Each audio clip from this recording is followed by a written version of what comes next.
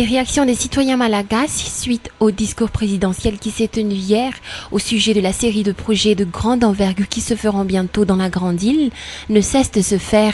Plus d'un ont félicité le président de la Haute Autorité de la Transition Andy Rajoelina de n'avoir pas épargné un seul des volets menant à un développement réel de la nation. Survolant le volet économique, certains ont souhaité que le peuple malagasy prenne cette main tendue par le président de la Haute Autorité de la Transition et de collaborer avec lui. D'autres ont par contre posé la question, à savoir si toutes les promesses qu'il a faites, plus particulièrement lorsqu'il a présenté les grands projets d'infrastructure sur la construction des résidences des résidents ou encore la mise en place d'un grand centre commercial leader dans tous les sillons indiens, se réalisent. C'est la première fois également dans les annales de l'administration malagasy, ont émis quelques-uns, qu'il y a eu une telle augmentation du salaire minimum d'insertion en temps de crise alors que la grande île n'avait fait aucun emprunt l'année dernière. Certaines personnes que nous avons interviewées ont assuré que le président Andy Rajoelina est un homme de parole et aucune de ses promesses qu'il a faites auparavant n'ont été omises. À l'issue de cette allocution présidentielle, plus d'un avait qu'une chose en tête, que cet espoir se réalise.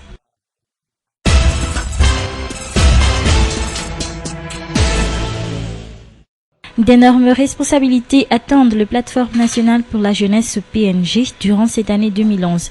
Mis à part la mise en place de ces branches dans les différentes régions, le PNG se dit prêt à s'investir à fond dans la 4e République, notamment dans la mise en place de ces diverses institutions.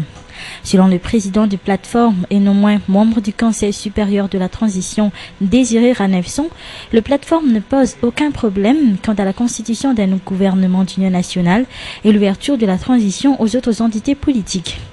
D'ailleurs, ses membres seraient encore prêts à rejoindre les institutions ou le nouveau gouvernement si on fait appel à leurs compétences. C'était au cours de la cérémonie de présentation de vœux du Nouvel An au sein du plateforme qui s'est déroulée cet après-midi au Palais des Sports et de la Culture de Mahamas que ces propos ont été avancés.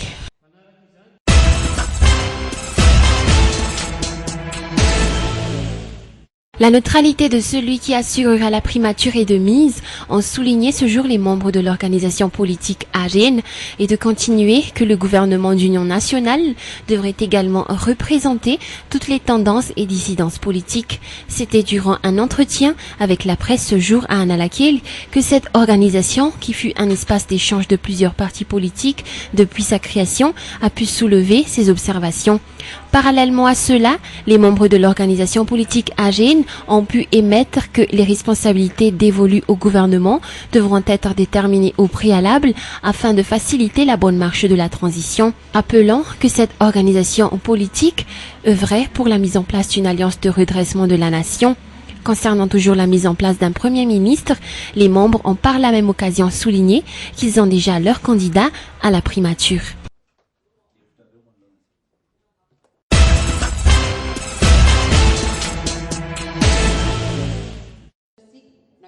Madagascar, l'île ou Ravtsar, telle est actuellement la devise de l'association Fleurs de Madagascar, dirigée par Dame Alice Rassafnakang. L'objectif de cette association n'est autre que la valorisation de la filière Ravtsar pour qu'elle devienne une source de revenus et qu'elle apporte le développement social et économique pour le pays. Selon les explications d'Aris Rassafnakang, une série de formations destinées à ceux qui sont intéressés par cette filière sera prochainement tenue.